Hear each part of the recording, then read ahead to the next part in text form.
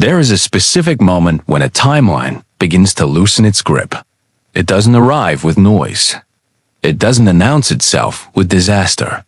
It arrives quietly, almost politely inside the body. One day you wake up and the world feels slightly misaligned. Not broken, not dramatic, just unfamiliar. The routines that once carried you now feel heavy. Conversations repeat themselves without meaning. The future you were working towards suddenly feels distant, as if it belongs to someone else.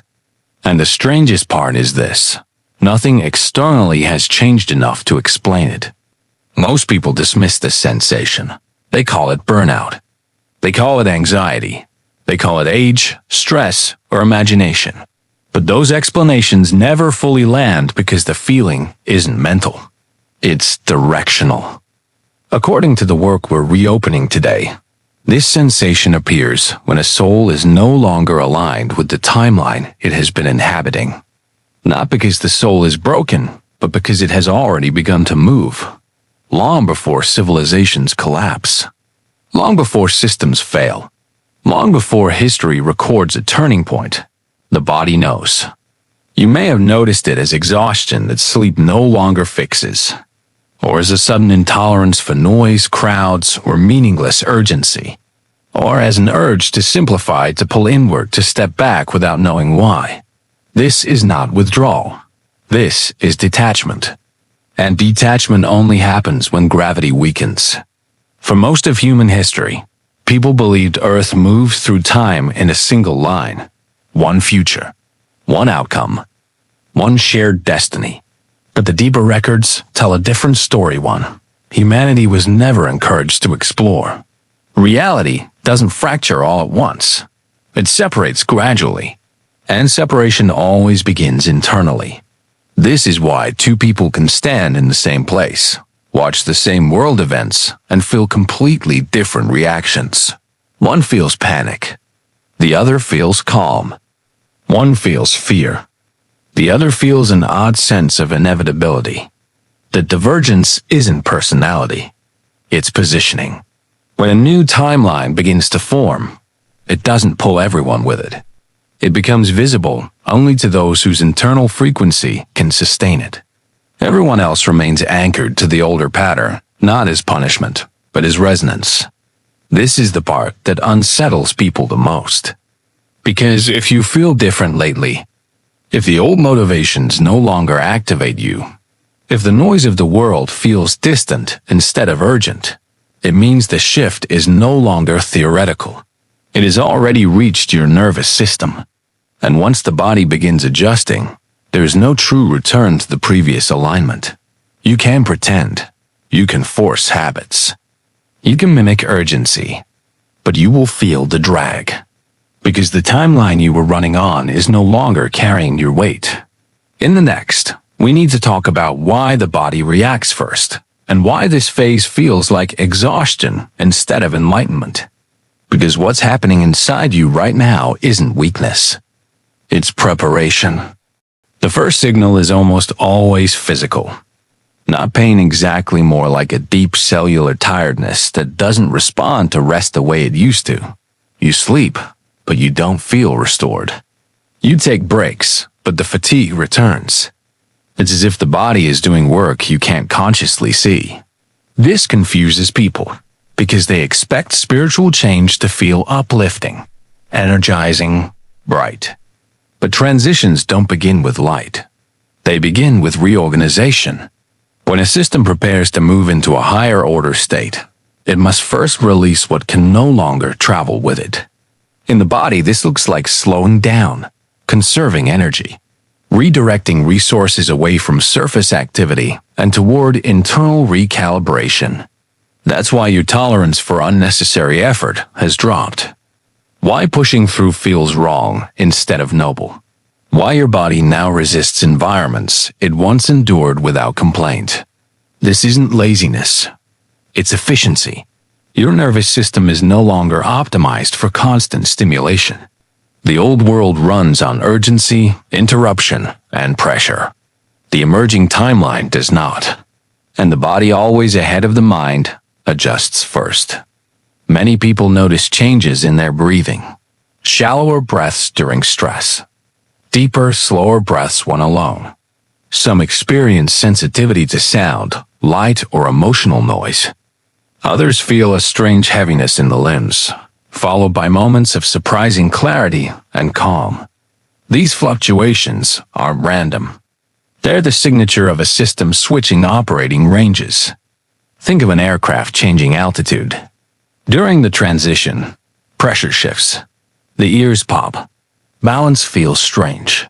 But the discomfort isn't the destination, it's the passage.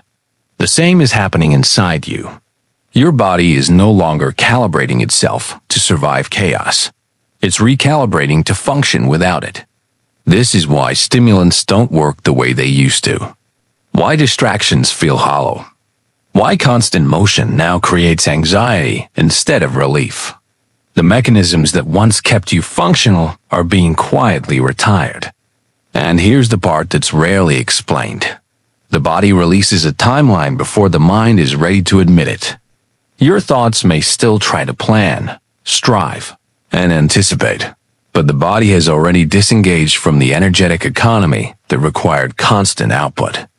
It's preparing for a reality where effort is not extracted through pressure, but guided through alignment. This creates internal conflict. The mind says, keep going. The body says, that world is no longer sustainable. When this conflict goes unresolved, people label it burnout. But burnout implies damage. This isn't damage. This is migration. Your system is packing up quietly, discarding what it no longer needs, reducing weight, conserving fuel. It knows something the conscious mind is only beginning to sense. That's why forcing yourself back into old rhythms feels almost painful now. Why pretending everything is normal creates resistance in your chest or gut. Why your intuition has grown louder while your tolerance for noise has thinned. The body doesn't argue. It adjusts. And once adjustment begins, the momentum is one way. This is the phase where many people panic, not because something terrible is happening, but because the familiar ways of measuring progress no longer apply. The old markers, busyness, productivity, intensity, stop providing reassurance. A different signal begins to matter instead. Stability, quiet, inner coherence.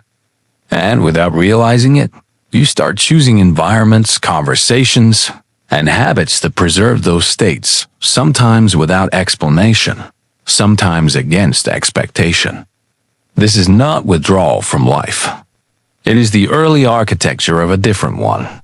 This is where the information Dolores Cannon brought through becomes essential, because she didn't describe Earth's transformation as a single global event.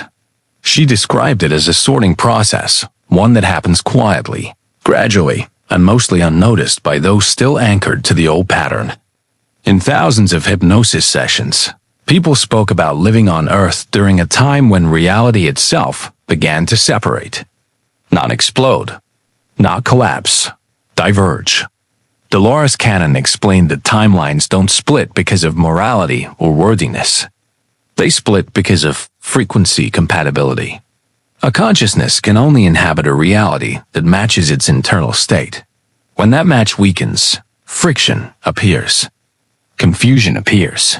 Fatigue appears. And eventually, separation appears. This is why the shift doesn't feel dramatic at first. It feels like subtle alienation. A growing sense that the rules everyone else is still playing by no longer apply to you. You follow them, but something inside you doesn't engage anymore. Dolores Cannon often said that when a soul begins transitioning early, it experiences what she called phase dissonance. The external world continues operating on one rhythm, while the internal system has already adjusted to another. That dissonance is uncomfortable, but temporary. What makes it difficult is that the mind wants certainty. It wants confirmation. It wants proof that something real is happening. But timelines don't announce themselves. They reveal themselves through misalignment. This is why people in the same family can suddenly feel unreachable. why long-standing relationships lose emotional gravity, why you can care deeply for someone and still feel like you are no longer walking in the same direction. Dolores Cannon described this as the moment when energetic contracts expire. Agreements made for learning, survival, or karmic balance simply complete. There's no explosion, no argument, just an ending without drama.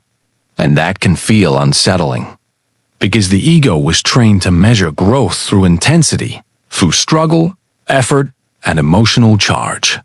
But the new Earth timeline doesn't amplify through force. It stabilizes through coherence. This is why calm has started to feel more important than excitement, why peace feels productive, why silence restores you more than stimulation ever did. In her work, Dolores Cannon emphasized that many souls incarnated specifically to experience this transition, not as witnesses, but as anchors. Their role was not to predict the shift, but to embody it early, so the frequency could establish itself before the larger population became aware of the change. These souls were never meant to feel fully comfortable in the old system. Their discomfort was a signal, not a flaw. If you're listening to this and recognizing yourself, it's because your nervous system has already crossed a threshold your conscious mind is still catching up to. This is also why fear-based interpretations no longer resonate the way they used to. The apocalyptic narratives feel exaggerated, theatrical, disconnected. Something in you knows the truth is quieter and more precise. Dolores Cannon said the old Earth doesn't end in fire. It ends in irrelevance for those who no longer match it. And once a soul detaches energetically, it cannot be pulled back by obligation, pressure, or fear. It can only pretend at the cost of inner tension. This is the stage where many people try to force belonging. They try to recreate urgency. They try to revive old identities. But the effort drains them faster than before, because they are no longer powering the same world. They are already standing in the overlap where the old timeline still exists around them, but the new one has begun responding from within. And from this point forward, the experience changes again, not outwardly, but unmistakably. There is a stage Dolores Cannon spoke about that very few people understand while they re-inside it. She described it as a neutral field, a temporary zone where the old timeline no longer feels functional. But the new one hasn't fully stabilized yet. It's not collapse. It's not ascension. It's suspension. This is where many people begin to doubt themselves. Because outwardly, life may look unchanged. Bills still exist. Schedules still demand attention. The world continues moving at its usual pace. But internally, something has gone quiet. The emotional charge that once fueled reaction, ambition, and urgency has thinned. You still function, but without attachment. Dolores Cannon explained that this phase is necessary because consciousness cannot instantly reorient itself to a new energetic environment. Just like eyes adjusting after leaving a dark room, awareness needs time to recalibrate. In this space, motivation becomes selective. You can still act, but only when the action feels aligned. Anything forced drains you disproportionately. Anything artificial feels heavy. Anything inauthentic creates immediate resistance in the body. This is where many people mistakenly think they are losing themselves. But what's actually happening is more precise. You are losing identification with structures that no longer define you. The old timeline relied on emotional hooks, fear of falling behind, fear of disapproval, fear of instability. Those hooks worked because your nervous system was tuned to them. But once the frequency changes, the hooks stop catching. The result feels like emptiness. But Dolores Cannon was very clear about this. Emptiness is not absence. It's clearing. This neutral phase strips away false urgency. It removes compulsive attachment. It dissolves roles that were sustained by pressure rather than truth. And because the ego was trained to equate intensity with meaning, the quiet can feel disorienting. You may notice long pauses in thought, a reduced need to explain yourself, less interest in defending opinions, a growing comfort with not knowing. This is not apathy, it's decompression. In her sessions, Dolores Cannon said many souls reported this phase as feeling invisible, not ignored, but unentangled. They were still present in the world, but no longer pulled into its emotional gravity. This is also why solitude begins to feel restorative instead of lonely. Why silence feels nourishing. Why you instinctively reduce inputs, news, social media, conversations that loop without resolution. Your system is creating internal space, and space is required for timeline stabilization. During this period, people often experience a subtle identity blur. Old labels stop fitting. You may hesitate when describing who you are or what you do. That hesitation isn't confusion, it's honesty. The old answers no longer apply. Dolores Cannon described this as the moment the soul loosens its name. Not your literal name, but the energetic identity you've been answering to. You are no longer reacting automatically. You are choosing deliberately. And sometimes, you are choosing nothing at all. That choice to pause, to rest, to observe without engagement is not avoidance. It is integration. This phase cannot be rushed. Those who try to fill the quiet with distractions often feel worse, not better. Because the body knows this interval has a purpose. It is recalibrating its sense of direction. And once direction reestablishes itself, movement returns, but in a different form. Smoother, quieter, far more precise. By the time this phase completes, you will not feel the need to announce change. You will simply recognize that the world no longer pulls on you the way it once did. And that recognition will feel strangely peaceful. One of the most misunderstood things Dolores Cannon ever explained was this: fear does not come from the future. It comes from holding on to a timeline that is already dissolving. In her sessions, people didn't describe fear as something attacking them from outside. They described it as friction, like trying to move forward while gripping something behind them. The tighter the grip, the sharper the pain. This is why two people can experience the same external uncertainty and react in opposite ways. One collapses into anxiety. The other becomes strangely calm. The difference isn't information. It's attachment. Dolores Cannon said the old Earth timeline is sustained by resistance, by constant effort to control outcomes, secure identities, and protect structures that were built for survival rather than coherence. When a soul begins shifting out of that system, resistance becomes exhausting. Not because the soul is weak, but because it's no longer compatible. Fear arises when the mind insists on continuity, while the body has already disengaged. The mind keeps asking, how do I make this work? While the deeper system already knows, this version is complete. That internal disagreement produces anxiety. This is why reassurance doesn't come from answers anymore. It comes from permission. Permission to let go of timelines that require struggle to sustain. Permission to stop rehearsing worst-case scenarios. Permission to trust the sensation of calm even when logic demands concern. In Dolores Cannon's work, those who transitioned most smoothly were not the ones with the most spiritual knowledge. They were the ones who stopped arguing with their own nervous systems. They allowed the body to lead. And when the body leads, something unexpected happens. Safety replaces urgency. Not because danger disappears, but because the system no longer feeds on it. You may have noticed this already. Situations that once triggered spirals now pass through you with minimal charge. News that once demanded reaction now feels distant. Other people's panic registers, but doesn't attach. This isn't indifference.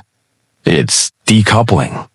Dolores Cannon explained that as timelines separate, emotional contagion weakens. You still perceive fear, but it no longer synchronizes your internal state.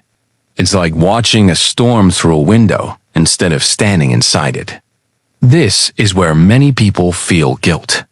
They wonder why they aren't as upset as they should be, why they feel okay while others struggle, why calm feels almost inappropriate. But guilt is just another tether to the old system, one that equated suffering with morality. The New Earth timeline doesn't reward endurance through pain. It rewards alignment through clarity. And clarity feels quiet. This is why forcing yourself to worry feels unnatural now. Why anxiety feels performative instead of instinctive. Why fear only appears when you try to think your way back into urgency. Dolores Cannon described this as the moment when the soul stops rehearsing collapse and begins inhabiting continuity. Not blind optimism. Continuity. A sense that life will continue not in the same form, but in a more stable configuration. When resistance drops, fear loses its fuel. When fear loses its fuel, intuition becomes audible. And when intuition becomes audible, decisions simplify. You stop asking, "What should I do?" and start sensing, "What no longer needs to be done." That subtraction is not loss. It is refinement. And refinement is how the new timeline strengthens itself, one released attachment at a time. Dolores Cannon spoke often about a group of souls whose role was never meant to be dramatic. They were not here to lead movements, not here to predict dates, not here to convince the world of anything. Their function was quieter and far more essential. She described them as stabilizers. Souls who incarnated with nervous systems capable of holding calm while reality reorganizes around them. Souls who would begin shifting early, not to escape the old world, but to create a reference point for the new one. These individuals rarely feel like leaders. In fact, many of them feel invisible. They tend to observe more than speak, listen more than react, withdraw when others escalate. This isn't avoidance. It's regulation. Dolores Cannon explained that during a timeline transition, coherence spreads the same way panic does, but more subtly. One regulated system can calm many dysregulated ones simply by being present. That's why you may notice people opening up to you without knowing why. Why others relax around you. Why emotional situations de-escalate in your presence. You're not fixing anyone. Your nervous system is broadcasting stability. And that signal matters more than words ever could. These souls were never meant to thrive in chaos. They were designed to outgrow it. Their discomfort in the old world wasn't failure. It was an early exit signal. This is also why so many of them felt out of place long before they had language for it. Why they questioned social norms, power structures, and competition without fully rejecting society. Why they sensed something artificial about the way life was organized. Dolores Cannon said these souls carry what she called future memory. Not visions, but familiarity. A deep recognition of a reality that hasn't fully arrived yet, but feels more real than the one fading away. That recognition creates patience. You don't rush the shift, because part of you already knows the destination. This is also why these individuals often experience a strange paradox. They feel tired, but not hopeless.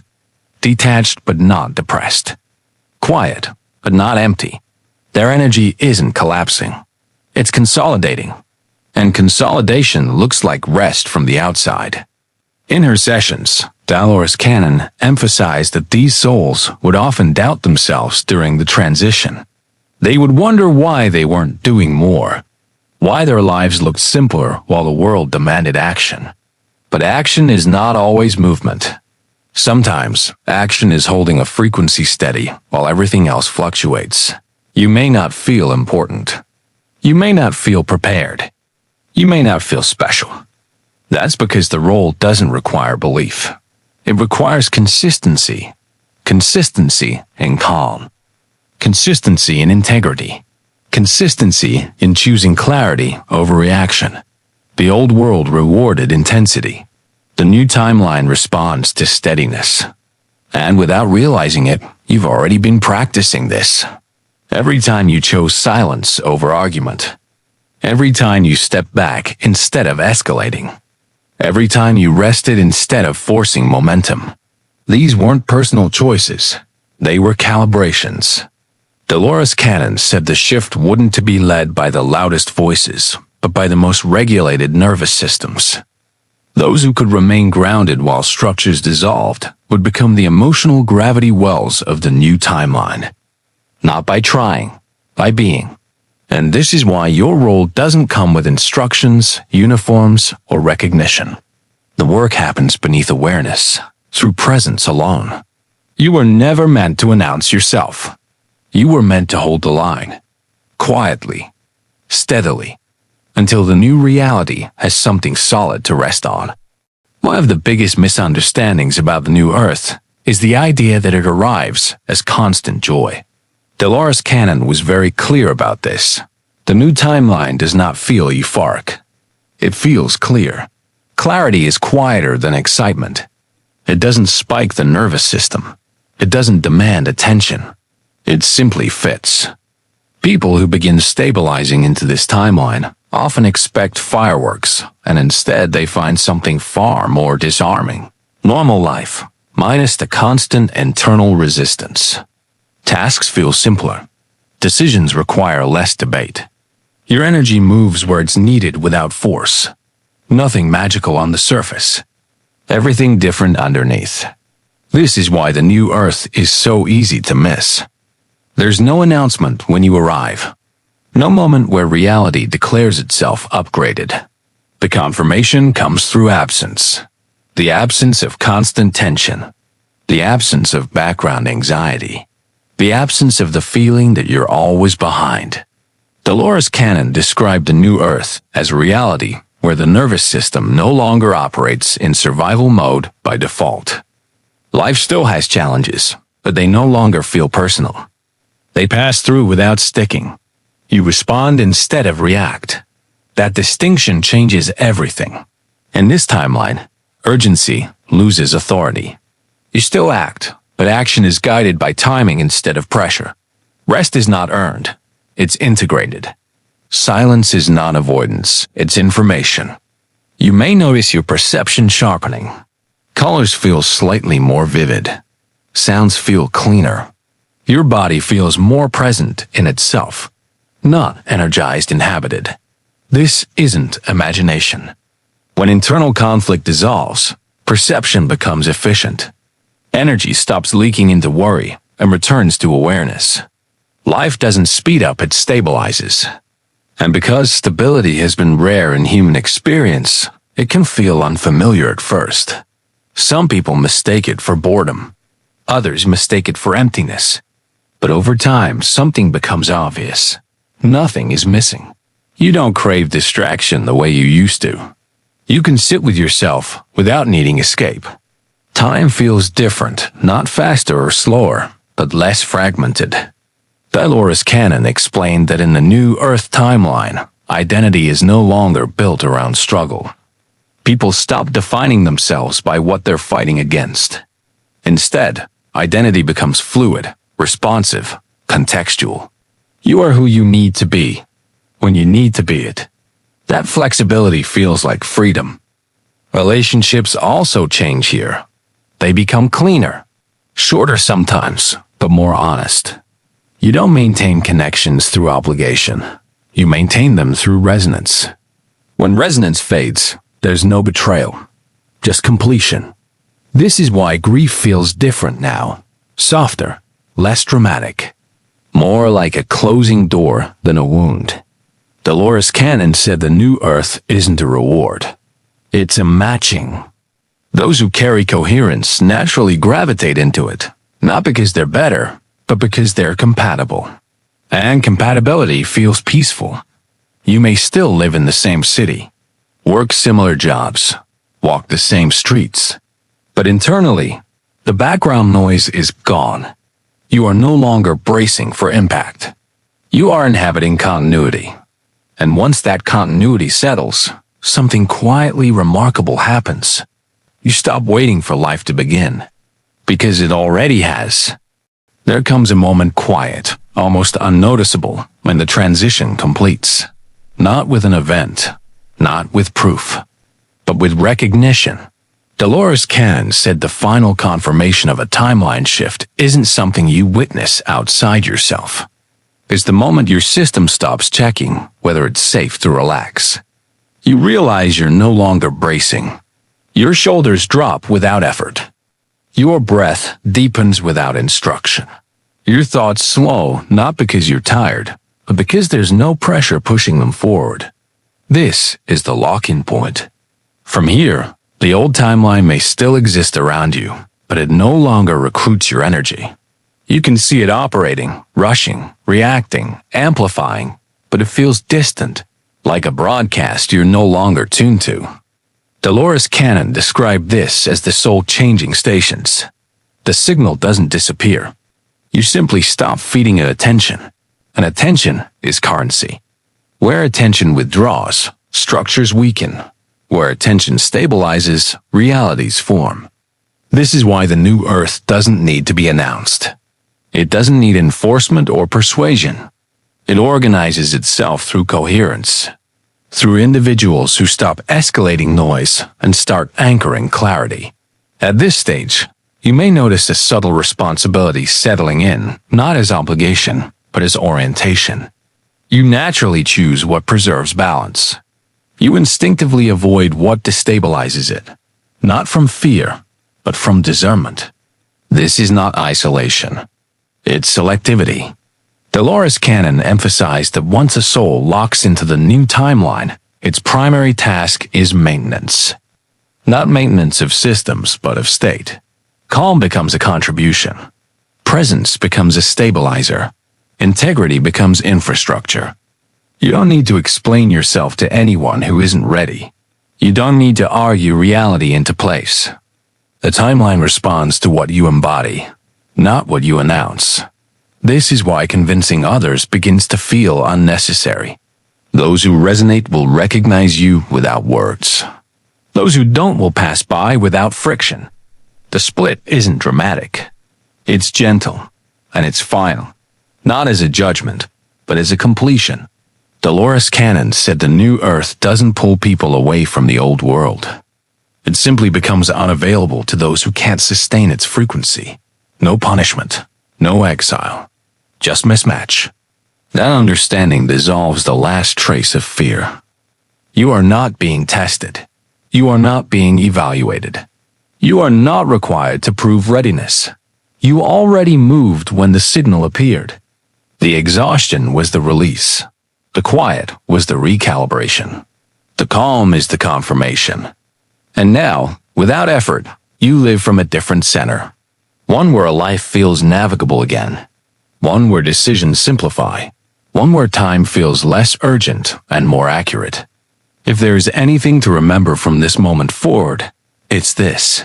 You don't need to look for signs. The sign was the change in how you feel while nothing else seemed to change. That was the doorway, and you walked through it without ceremony, without permission, without needing anyone to notice. The new Earth doesn't begin with light. It begins with stability. And stability has already taken root inside you.